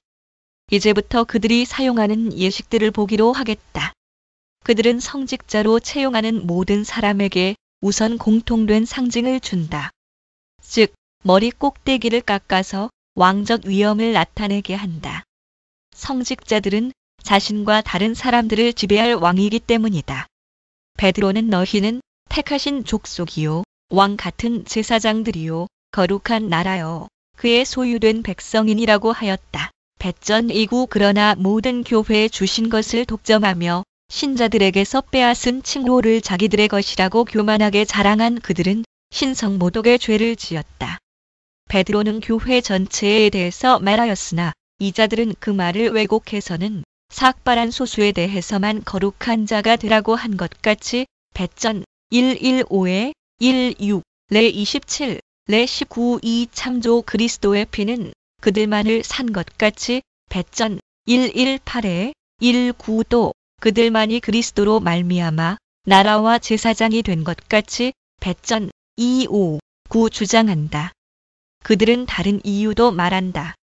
머리 꼭대기를 노출시키는 것은 마음을 주에게 개방하여 수건을 벗은 얼굴로 고후 38 하나님의 영광을 보려는 것이라고 한다. 또는 입과 눈의 과오를 끊어 버려야 한다는 것을 그들에게 가르치려는 것이라고 한다. 또는 머리를 깎는 것은 세상 것을 버린다는 뜻이라고 한다. 그러나 머리에 남아있는 털은 그들의 생활 유지를 위해서 보존하는 좋은 사물을 의미한다고 한다. 모든 일은 상징으로 표시된다. 왜냐하면 그들에게는 성소 휘장이 아직 찢어지지 않았기 때문이다. 마 27, 51 그들은 이런 일들을 정수리로 상징했으므로 직책도 잘 이행한 것으로 믿고 실제로는 전혀 직책을 이행하지 않는다. 도대체 그들은 이런 사기와 협잡으로 언제까지 우리들을 기만하려는 것인가? 약간의 머리털을 깎음으로써 성직자들은 풍성한 세상 물질을 포기하며 하나님의 영광을 바라보고 귀와 눈의 정욕을 죽였다는 것을 표시한다. 그러나 이보다 더 욕심이 많고 미련하고 정욕적인 계급이 세상에 또 있는가? 왜 그들은 거룩하다는 허위의 표징을 외형적으로만 보이면서 진실로 거룩함은 드러내지 않는가? 1.31 26. 나시린들과 바울을 인용하는 것은 문제가 되지 않는가? 이제 성직자들의 삭발은 나시린들로부터 근원과 근거가 있다고 그들이 주장하는 것은 그들의 예전들은 유대의식에서 생겨난 것이라는 아니 유대교에 불과하다는 말이 아니고 무엇인가? 그러나 브리스길라와 아굴라 그리고 바울까지도 서원이 있어서 성결하게 되기 위해서 머리를 깎았다고 행시 8시 18분 그들이 덧붙이는 것은 어리석은 무식만을 폭로할 뿐이다. 이 기록은 브리스길라에 대한 것이 아니며 아굴라에 대해서도 확실하지 않다. 여기서 말하는 삭발은 바울과 아굴라의 어느 편에도 관련시킬 수 있기 때문이다. 그러나 바울의 선례가 있다고 하는 그들의 주장을 용인할 수 없는 이유가 있다. 즉, 바울은 성화를 위해서 삭발한 일은 없고 삭발한 것은 약한 형제들을 돕기 위한 것뿐이다. 나는 평소에 이런 서원을 경건의 서원이 아니라 사랑의 서원이라고 부른다. 즉, 하나님께 대한 경배로서 하는 일이 아니라 약한 형제들의 무지를 온유하게 처리하기 위해서 하는 일이라는 것이다. 이 점은 바울 자신이 자기는 유대인에 대해서는 유대인같이 되며 운운하는 말로 밝혔다. 고전 9:20g으로 그는 유대인들에게 임시로 순응하기 위해서 한 번만 단기간 동안 그렇게 했다. 이 자들이 나시린들의 성결 행위를 본받으려고 무의미한 노력을 하는 것은 옛 유대교를 민 68, 65 참조 계승하는 척하면서 다른 유대교를 만들어내는 것이 아니고 무엇인가? 성직자들은 머리를 길러서는 안 되고 공처럼 깎아야 한다는 교서는 이런 종교적인 의혹에서 사도들의 모범을 따라 기록된 것이다. 남자의 단정한 모습에 대해서 가르친 고전 11.4 사도가 마치 성직자의 공같이 빡빡 깎은 머리 모양에 관심이 있었던 것으로 그들은 생각한다. 독자들은 이것을 보고 이런 출발점에서 시작한 다른 예전들의 효력과 가치에 대해서 판단하기를 바란다. 1.32 27. 삭발에 대한 역사적 해석. 어거스틴을 인용하는 것만으로도 성직자의 삭발이 어디서 출발했는지를 분명히 알 수 있다. 그 시대에는 여성적인 남자나 또는 남자답지 못한 매끈하고 우아한 맵시를 내려는 사람들만이 머리를 길렀기 때문에 성직자가 이런 짓을 하는 것은 좋은 모범이 될 수 없다고 생각했다. 그러므로 성직자들은 머리를 자르든지 깎든지 해서 여성적인 장식을 한다는 인상을 주지 말라고 명령했다. 그러나 삭발이 유행하게 되자 어떤 수도사들은 다른 사람들보다 눈에 잘 띄는 모습으로 자기들의 거룩함을 자랑하려고 머리를 길렀다. 그러나 그 후에 다시 장발이 유행하게 되고 프랑스와 독일과 영국과 같이 항상 장발이던 민족들이 그리스도교를 믿게 되자 성직자들은 머리를 장식으로 생각하지 않는다는 표시로서 짝지어서 머리를 깎은 것 같다. 마침내 더 부패한 시대가 와서 모든 이전 풍속이 악용되었거나 또는 미신으로 타락했을 때 성직자들의 삭발은 미련한 모방뿐이고 아무 이유도 볼 수 없었기 때문에 그들은 어떤 신비라고 설명하게 되었다. 그리고 지금도 그들의 성사를 인정하게 하려고 그 미신적인 신비를 우리에게 덮어 씌우려고 한다. 문지기들은 성별될 때에 교회의 열쇠를 받음으로써 교회를 지키는 책임을 맡았다는 것을 알아야 한다. 강경사들은 성경을 받는다. 구마사들은 미친 사람들과 학습 교인들에게 사용할 주문을 받는다. 시종들은 초와 병을 받는다. 이런 의식들에는 비밀한 힘이 있으며 또 이런 물건들은 보이지 않는 은혜의 표와 표시가 될 뿐 아니라 원인이 된다고 한다. 그들은 이런 의식들을 성사로 인정하려고 하므로 성사의 정의에 따라서 그렇게 가정하기 때문이다. 그러나 간단하게 결론을 언급한다면 나는 스콜라 학자들과 교회법 학자들이 이런 하급 계급들을 성사라고 주장하는 것을 어리석은 짓이라고 부른다. 이런 생각을 가르치는 사람들 자신이 이런 계급들은 원시교회에 없었고 여러 해 후에 고안된 것이라고 고백하기 때문이다. 그러나 성사는 하나님의 약속을 내포하므로 하나님만이 제정하시는 것이니 천사나 사람이 제정해서는 안 된다. 약속은 하나님만이 주실 수 있기 때문이다. 1.33 28. 사제와 장로. 아직 남은 세 가지 계급을 그들은 중요 계급이라고 부른다. 이 중에서 소위 차부제를 여기에 옮겨온 것은 하급 계급이 생겨난 후였다. 그러나 그들은 이 세 계급에 대해서는 하나님의 말씀에 근거가 있다고 생각하기 때문에 특히 성직이라고 불러서 존경한다. 우리는 그들이 주의 규정을 부정직하게 남용해서 자기들의 구실로 삼는다는 것을 알아야 한다. 장로 또는 사제의 계급을 먼저 논하겠다. 그들은 이 두 가지 말이 같은 뜻이라고 하며 장로나 사제의 임무는 성단에 그리스도의 몸과 피를 제물로 드리고 기도를 드리며 하나님의 선물을 감사하는 것이라고 한다. 그러므로 사제들은 서품식에서 하나님께 속죄 제물을 드리는 레오팔 참조 권한이 그들에게 부여되었다는 표로서 성체를 담은 성반을 받으며 축성하는 권한이 주어졌다는 것을 알리는 표식으로서 두 손에 기름을 바른다. 그러나 의식에 대해서는 후에 말하겠다. 그들은 이 일에 대해서 하나님의 말씀이 있다고 하지만 그런 말씀은 1.1획도 없으며 하나님께서 정하신 제도를 그들은 이 이상 더 사악하게 타락시킬 수는 없을 것이다. 가톨릭 교회의 미사를 논할 때 이미 지적한 바와 같이 우선 속죄 제물을 드리는 사제를 자칭하는 사람들은 모두 그리스도를 해하는 자라는 것은 틀림없는 사실임을 인정해야 한다.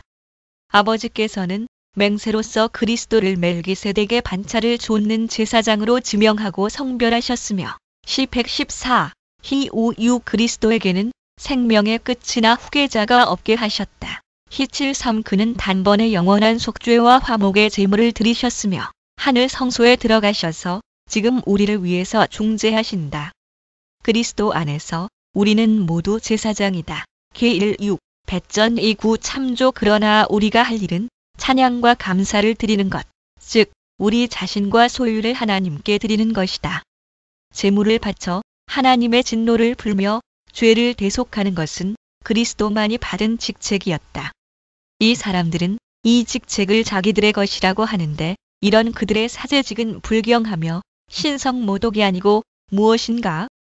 물론 이 의식을 감히 성사라고 부르는 그들은 철저히 사악하다. 장로의 진정한 직책에 대해서는 그리스도께서 친히 우리들에게 천거하셨으며 나는 기꺼이 그것을 인정한다. 거기에는 의식이 있으며 이것은 처음에 성경에서 취했고 다음에 바울이 공허하거나 무익한 것이 아니라 영적 은사에 충실한 표라고 증거한다. 딤전 44 그러나 나는 이 의식을 셋째 성례라고 생각하지 않는다. 그것은 모든 신자에게 공통된 것이 아니고 특수한 직책을 위한 특별한 의식이기 때문이다. 그러나 이 영예를 기독교의 사역자들에게 주셨다고 해서 가톨릭 교회의 사제들이 자랑할 이유는 없다. 그리스도께서는 자신의 복음과 성례를 맡는 관리인들을 임명하라고 명령하셨지 희생 제물을 드리는 사람들을 임명하라고 하시지 않았기 때문이다. 그리스도께서는 복음을 전파라 마 28, 19, 막 16시 15분 양떼를 먹이라고 요 21시 15분 명령하셨으나 희생 제물을 드리라고는 하시지 않았다. 그가 성령의 은사를 약속하신 것은 그들이 속죄할 수 있게 하시려는 것이 아니라 교회 치리의 임무를 올바르게 맡아서 꾸준히 수행할 수 있게 하시려는 것이었다. 마 28, 23조 1.34 29 사제의 임명식 의식들은 현실과 잘 일치한다. 복음을 전파라고 제자들을 파송하셨을 때 주께서는 그들을 향해서 숨을 내쉬셨다. 요 20시 22분 이 상징은 그들에게 주신 성령의 권능을 의미했다. 이 선한 사람들은 이 숨을 불어넣는 것을 보존하여 마치 그들의 목에서 성령을 불어내는 것처럼 성령을 받으라. 요 20시 22분 고 그들이 만들어내는 나이 어린 사람들에게 중얼거린다. 그들은 무엇이든지 흉악하게 위조한다. 배우들의 몸짓은 어느 정도 예술적이며 뜻도 있지만 그들은 무엇이든지 구별하지 않고 함부로 흉내내는 원숭이와 같다. 그들은 주를 본받는다고 말한다. 그러나 주께서 하신 모든 일이 다 우리가 본받으라는 뜻으로 하신 것은 아니다. 제자들에게 성령을 받으라고 하셨다.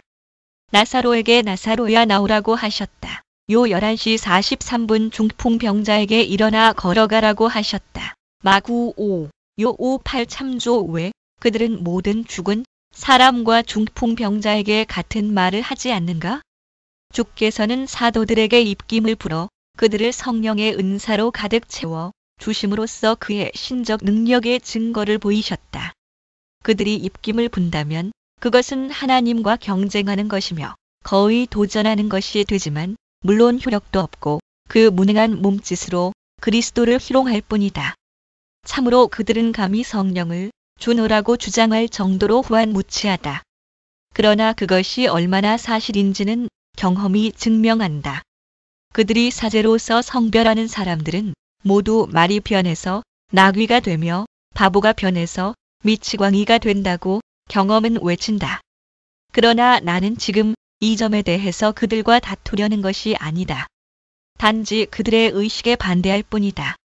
그리스도께서 특별한 이적의 상징으로서 하신 일을 그들이 본받는다는 것이 원래 잘못이다. 그리스도를 본받노라는 구실은 도저히 그들의 주장에 대한 올바른 변호가 될 수 없다. 1.35 30. 그리스도의 제사장직은 아론의 제사장직을 폐지한다. 마지막으로 그들은 누구에게서 도유법을 배웠는가? 그들은 사제직의 근원인 아론의 아들들에게서 배웠다고 대답한다. 그들은 자기들이 경솔하게 사용하는 것이 자기들이 고안한 것이라는 것은 고백하지 않고 항상 나쁜 선례를 들어서 자기 변명을 한다. 그리고 아론의 아들들을 계승했다는 그들이 그리스도의 제사장직을 침범하고 있다는 것을 깨닫지 못하고 있다. 고대 모든 제사장직은 그리스도의 제사장직만을 예표한 것이다. 그러므로 그리스도 안에 그 모든 제사장직이 포함되어 있었으며 우리가 이미 여러 번 말했고 또 히브리서가 주석 없이도 분명히 증거하는 것과 같이 그리스도께서 나타나심으로 인해서 그 모든 제사장직은 폐지되었다. 그러나 만일 그들이 그렇게까지 모세의 율법을 좋아한다면 왜 수소와 송아지와 어린 양을 제물로 바치지 않는가? 참으로 그들에게는 고대의 장막과 유대교적 예배 전체에 상당한 부분이 있다.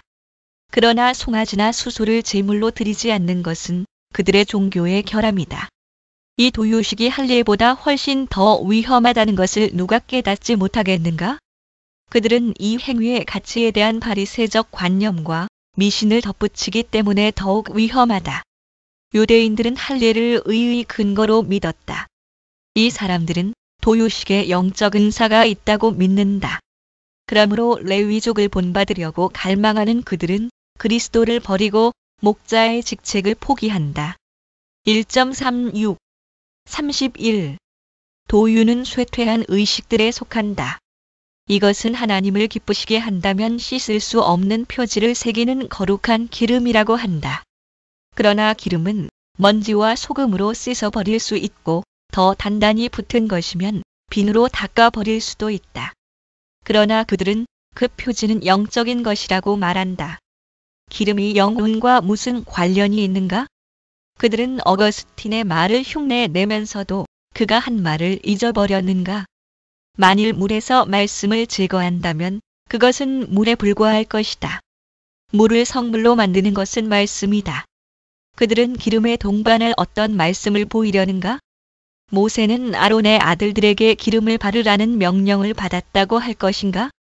출 30, 28, 41, 29, 7 참조 모세는 그 밖에도 아론을 장식할 속옷과 에봇과 관과 거룩한 관에 대해서 레 8, 7, 9 그리고 아론의 아들들이 입을 속옷과 띠와 관에 대해서 레 83 명령을 받았다. 모세는 수송아지를 죽여 그 기름을 불사르는 일에 대해서 레 814에 16 수양을 죽여 불사르는 데 대해서 레 818에 21 다른 수양의 피로 그들의 귓뿌리와 옷을 성별하는 데 대해서 레 822에서 24 그 밖에도 무수한 예식에 대해서 명령을 받았다. 그들이 이런 일들을 무시하면서 어떻게 기름 바르는 것만을 좋아하는지 나는 이해할 수가 없다. 그러나 그들이 뿌려 받기를 원한다면 왜 기름보다 피를 뿌려 받지 않는가? 확실히 그들은 영리한 일을 하려고 한다. 그래서 기독교와 유대교와 이교를 꿰매어서 한 종교를 만들려고 한다. 그러므로 그들이 바르는 기름은 소금, 즉 하나님의 말씀이 없기 때문에 악취가 난다. 남은 것은 안수래다. 나는 이것이 진정하고 영적인 임명식에서는 하나의 성사임을 인정한다. 그러므로 나는 그들의 웃음거리 연극과 안수는 아무 상관도 없다고 주장한다.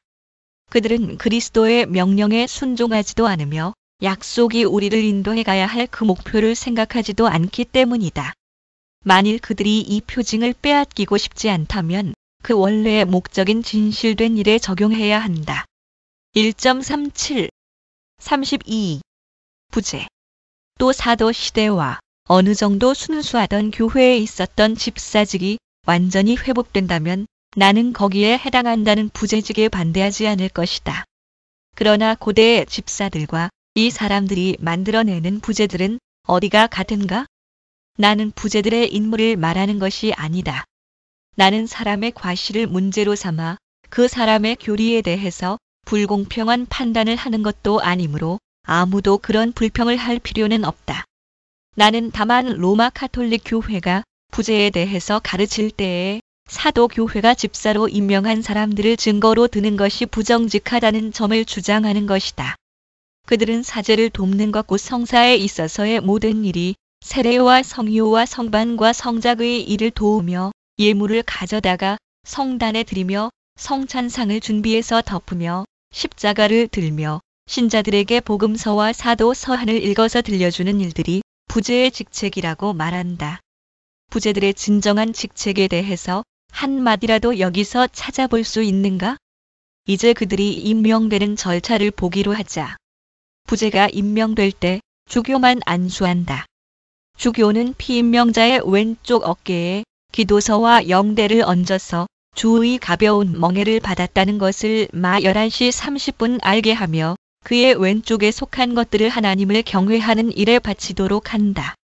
주교는 복음의 말씀을 주어 부재가 복음 선포자임을 인정하게 한다. 이 모든 일과 집사가 한 일이 무슨 상관이 있는가? 향을 태우고 성상의 먼지를 털며 교회를 청소하고 쥐를 잡으며 개를 쫓는 일을 시키기 위해서 임명한 사람을 마치 사도로 임명한 듯이 가톨릭 교회는 행동한다. 누가 이런 계급의 사람들을 사도라고 부르며 그리스도의 사도들과 비교하는 것을 용인할 수 있겠는가? 그러므로 다만 한 연극으로서 임명한 이 사람들을 그들은 앞으로 부재라는 거짓말로 부르지 말아야 한다. 참으로 그들이 사용하는 이름이 그 직책의 성격을 충분히 밝힌다. 그들은 부재들을 레위, 족이라고 부르며 그들의 근본과 시조는 레위의 아들들이라고 한다. 그렇게 하는 것에 나는 반대하지 않지만 그들은 후에 다른 사람들의 예복을 빌려 부재들에게 입히지 않도록 해야 한다. 1.38 33 차부재 차부재들에 대해서는 어떻게 말하면 적당하겠는가? 옛날에는 빈민구제 사업을 맡았던 그들에게 가톨릭 교회는 하찮은 일, 예컨대 성작과 성반, 물이 든 병, 성단에서 쓰는 수건 등을 가져오는 일과 손 씻는 물을 붓는 일 등을 시킨다. 그들이 예물을 받아온다고 할 때 그것은 그들이 탐식하고 저주를 받게 마련인 예물을 의미한다. 그들의 성별식은 이 직책에 아주 잘 일치한다. 차부재는 주교에게서 성반과 성작을 받으며 부주교에게서 물이 든 병과 기도서와 기타 폐물들을 받는다. 그들은 이런 쓰레기에 성령이 들어있다는 것을 인정하라고 우리에게 요구한다. 어떤 경건한 사람이 차마 그런 짓을 할 수 있겠는가? 그러나 이 문제 전체에 대한 결론으로서는 다른 것들에 대해서 한 것과 같은 말을 할 수 있으며 위에서 보다 자세히 설명한 것을 여기서 되풀이할 필요는 없다. 내가 가르치고자 하는 겸손하고 가르침을 잘 받는 사람들에게는 한마디만 말하면 흥분할 것이다. 즉, 약속과 연결된 의식이라는 것이 분명하지 않을 때 또는 의식에서 약속이 보이지 않을 때 거기에는 하나님의 섭리가 없다는 것이다. 이 의식에는 확실한 약속이 한마디도 보이지 않는다. 그러므로 거기에서 약속을 확인하는 의식을 찾는다는 것은 무익할 것이다. 또 그들이 사용하는 의식들에 대해서는 하나님께서 제정하셨다는 기록이 전혀 없다. 그러므로 거기에는 성사가 있을 수 없다. 1.39 에베소서 5:28과 기타 구절들을 오해한 데서 혼인 성사라는 그릇된 주장이 생겼다. 결혼에 관련된 폐해 3.4에 3.7 1.40 34 결혼은 성사가 아니다. 맨 마지막은 혼인 성사이다. 결혼은 하나님께서 제정하셨다는 것을 인정하지 않는 사람은 없지만 창 221에 24, 마 19사 이하 그레고리우스 시대까지 그것을 성사로서 집행하는 것을 본 사람은 없었다. 또 건전한 사람이라면 누가 이렇게 생각할 것인가? 결혼은 하나님께서 정하신 선하고 거룩한 규정이며 농업과 건축업과 구두 수선과 이발업도 하나님께서 정하신 합법적인 규정이지만 성례는 아니다. 성례는 하나님께서 하신 일일 뿐 아니라 하나님께서 어떤 약속을 확인하시는 외형적인 의식이 지정되어 있어야 한다. 결혼에 이런 것이 없다는 것은 어린아이들까지도 알 수 있다. 그러나 그들은 그것은 신성한 일, 즉 그리스도와 교회와의 영적 연합의 표징이라고 말한다. 우리의 믿음을 더욱 확실하게 하시기 위해서 하나님께서 우리 앞에 세우시는 상징을 표징이라고 해석한다면 그들은 아주 잘못 생각하고 있다. 표징은 비교하기 위해서 인용하는 것에 불과하다고 해석한다면 나는 그들의 논리가 얼마나 예리한가를 밝히겠다. 바울은 별과 별의 영광이 다르도다 죽은 자의 부활도 이와 같으니라고 한다. 고전 15시 41분, -42. 여기에 성사가 하나 있다. 그리스도께서는 천국은 겨자씨 한 알 같으니라고 하신다. 마 13시 31분, 여기에도 성사가 하나 있다. 천국은 누룩과 같으니라. 마 13시 33분, 이것은 셋째 성사다. 이사야는 보라, 주 여호와께서 목자같이 양 무리를 먹이시며라고 한다. 4:41공에 11, 넷째 성사다. 다른 곳에서 여호와께서 용사같이 나가시며라고 한다. 4:42-13, 이것이 다섯째 성사다. 결국 어디서 끝이 나며 어디에 한계가 있을 것인가? 이런 논리대로 한다면 성사가 아닌 것이 없을 것이다. 성경에 있는 비유와 지괴수만큼 성사가 있을 것이다. 주의 날이 밤에 도적같이 이르리라고 하였은즉 살전, 오이 심지어 도둑질도 성사가 될 것이다. 이 궤변가들이 이렇게 무식하게 짓거리는 것을 누가 용인할 수 있겠는가? 포도나무를 볼 때마다 나는 포도나무요 너희는 가진이라고 하시며 요 15.5 내 아버지는 그 농부라고 하신 요 15.1 그리스도의 말씀을 회상하는 것은 대단히 좋은 일이다. 양떼를 거느린 목자를 만날 때마다 나는 선한 목자라 요 10시 14분 내 양은 내 음성을 들으며 요 10시 27분라고 하신 말씀을 생각하는 것도 좋다. 그러나 이런 비유들을 성사라고 하는 사람은 정신병원으로 보내야 한다. 1.41 35 그들은 에베소서 5:28을 잘못 적용한다. 그러나 그들은 여전히 바울의 말로 우리를 공격하면서 바울은 성사라는 말을 결혼에 적용했다고 주장한다. 자기 아내를 사랑하는 자는 자기를 사랑하는 것이라 누구든지 언제든지 제6체를 미워하지 않고 오직 양육하여 보호하기를 그리스도께서 교회를 보양함과 같이 하나니 우리는 그 몸의 지체임이니라. 이러므로 사람이 부모를 떠나 그 아내와 합하여 그 둘이 한 육체가 될지니 이 비밀이 크도다. 내가 그리스도와 교회에 대하여 말하노라. F528에 3.2 그러나 성경을 그렇게 다루는 것은 땅과 하늘을 혼합하는 것이다. 바울은 결혼한 남자들이 자기의 아내를 진심으로 사랑하도록 권고하기 위해서 그리스도를 모범으로 내세운다. 바울은 그리스도께서 신부로 정하신 교회에 애정을 쏟으시는 것 같이 모든 사람이 자기의 아내를 사랑하기를 바란다. 그래서 자기 아내를 사랑하는 자는 자기를 사랑하는 것이라 그리스도께서 교회를 보양함과 같이 하나니라고 한다. FO28에 29 그리고 그리스도께서 어떻게 교회를 자신같이 사랑하셨으며 신부인 교회와 자신을 하나가 되게 하셨는가를 가르치기 위해서 바울은 모세가 아담이 자신에 대해서 한 말이라고 한 것을 그리스도에게 적용한다. 자기의 갈빗대로 만들어진 하와가 눈앞에 나타난 것을 보고 아담은 이는 내 뼈 중에 뼈요 살 중에 살이라고 말한다. 창이 23 바울은 이 모든 일이 그리스도와 우리에게서 영적으로 실현되었다고 확언한다. 즉, 우리는 그리스도의 몸과 살과 뼈의 지체이며 그와 한 살이 되었다고 한다. 끝으로 그는 요약해서 이 비밀이 크도다라고 첨부한다. 그리고 아무도 모호한 뜻에 속지 않도록 자기는 남녀의 육체적 결합에 대해서 말하는 것이 아니라 그리스도와 교회와의 영적 혼인에 대해서 말하는 것이라고 설명한다. 그리스도께서 자신의 갈빗대 하나를 떼어서 우리를 만들게 하셨다는 것은 참으로 큰 비밀이다. 즉, 그가 강하셨을 때에 우리가 그의 능력으로 강하게 되도록 그는 약하게 되기를 원하셨다. 앞으로 우리 자신이 사는 것이 아니라 그가 우리 안에서 사시기 위해서였다. 갈 2:20 1.42 36 비밀이란 말의 번역과 그들의 혼인을 경시해서 이 혼란이 생겼다. 그들은 세크러먼트란 말에 속았다. 그러나 그들의 무지에 대한 벌을 온 교회가 받는 것은 옳은가? 바울은 미스터이라고 말했다. 이 말을 번역한 사람은 이것이 라틴 사람들의 귀에 생소하지 않은 말이므로 그대로 두든지 그렇지 않으면 비밀 시크럿이라고 번역할 수 있었을 것이다. 그는 세크러먼트란 말을 사용했으나 바울이 사용한 미스터이와 같은 뜻으로 사용했다. 이제 그들로 하여금 가서 어학의 재주 없음을 요란하고 한탄하게 하자. 어학 지식이 없기 때문에 그들은 누구나 다 알 수 있는 쉽고 분명한 일에서 오랫동안 가장 부끄럽게 속아온 것이다. 그러나 그들은 왜 이 한 곳에 있는 세크러먼트란 말을 그렇게 고집하면서 다른 곳에서는 무시하는가? 디모데전서와 딤전 3:9, 에베소서에서도 F1:9, 3:3, 9 라틴역 성경의 번역가는 미스터리에 대해서 항상 세크러먼트를 사용했다.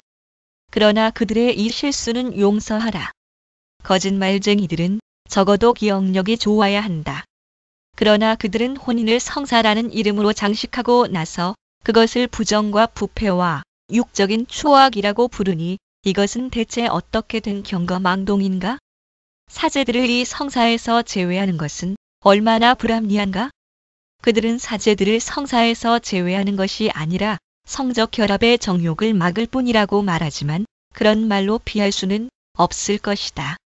그들은 성적 결합 자체도 이 성사의 일부라고 하며 이것만이 우리와 그리스도와의 연합에 대한 자연에 합치하는 비유라고 가르친다. 남녀는 육체적 연합에 의해서만 한 몸이 되기 때문이라고 한다. 그러나 그들 중에서 어떤 사람들은 여기서 두 가지 성사를 발견했다. 하나는 하나님과 영혼과의 성사로서 신랑과 신부의 관계와 같으며 또 하나는 그리스도와 교회와의 성사로서 남편과 아내와의 관계와 같다고 한다. 그러나 성적 결합을 여전히 성사라고 한즉 그리스도인에게 이 일을 금하는 것은 부당한 일이다. 그리스도인의 성사는 서로 모순이 있어서 도저히 일치할 수 없다고 한다면 문제는 달라질 것이다. 그들의 교리에는 다른 불합리도 있다. 그들은 성사에서는 성령이 부여된다고 주장하며 성적 결합을 하나의 성사라고 가르친다. 그러나 그들은 성령은 결코 이 결합에 임재하지 않는다고 주장하는 것이다. 1.43 37 카톨릭 교회의 교리의 결과는 폭압이다. 그러나 그들은 한 가지 일로만 교회를 우롱하지 않고 이 오류에 얼마나 많은 오류와 헛된 말과 사기와 비행을 첨가했는가? 이와 같이 그들은 혼인을 하나의 성사로 만들므로써 가증한 일들의 소구를 얻으려고 했을 뿐이라고 말할 수 있다. 혼인을 성사라고 일단 결정한 다음에 그들은 혼인 문제를 처리하기 시작했다. 혼인은 영적 문제이므로 세속 재판관에게 맡길 수 없다는 것이었다. 그 다음에 법을 정해서 그들의 전제력을 강화했으나 어떤 법은 노골적으로 불경건한 것이었고 어떤 법은 사람에 대해서 심히 불공평한 것이었다. 몇 가지 예를 든다면 부모의 승낙 없이 미성년자들이 혼인한 것은 그대로 인정되어야 하며 친척끼리의 결혼은 칠촌끼리라도 불법이고 설사 결혼했다 해도 취소해야 된다고 한다. 그들은 모든 민족의 법과 모세의 규례에도 레 18육 이하 반대되는 촌수를 만들어낸다. 간음하는 아내를 버린 사람은 재혼할 수 없으며 대리 부모는 서로 혼인할 수 없고 사순절전 제3 일요일부터 부활절 후 8일까지 요한의 탄생일 전의 3주간 그리고 강림절부터 예수 현현 대축일까지는 결혼할 수 없으며 이 밖에도 셀 수 없을 정도의 수많은 규정이 있다. 나는 생각했던 것보다 너무 오래 그들의 진흙 구덩이에 빠져 있었으므로 이제는 빠져나가야 하겠다. 그러나 나는 이 나귀들의 등에서 사자 가죽을 벗기는데 조금은 성공했다고 믿는다.